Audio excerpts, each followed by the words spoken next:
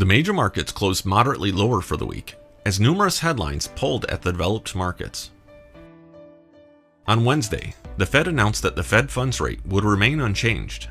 Furthermore, they indicated that any rate hikes for 2019 were unlikely, saying that, in light of global economic and financial developments and muted inflation pressures, the committee will be patient as it determines what future adjustments to the target range for the federal funds rate may be appropriate.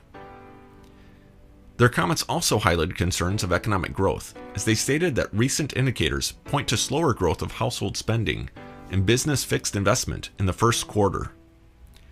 As a result, this more dovish view of interest rates caused financials to drop as the week progressed. The overall financial sector has outperformed the broad index for much of the time since the FOMC began to raise interest rates in December of 2014. However, as late market cycle concerns began to reappear in 2018, the gap diminished substantially. This past week's more cautious tone from the Fed has led to worries that profitability margins would be tightened once again if the Fed were to retake a more accommodative stance. Overseas, the European Union granted the United Kingdom an extension of the Article 50 Brexit event from March 29th to May 22nd.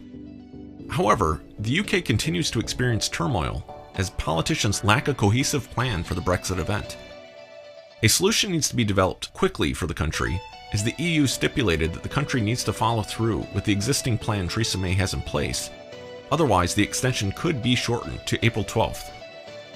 One other possible solution for the country would be an additional delay if the UK demonstrated to the EU that it needs more time to work out how to remain in the European Union. In interest rates, the 10-year Treasury dropped on Wednesday after the Fed chair press conference. The pullback continued as more economic news was released going into the last trade day of the week.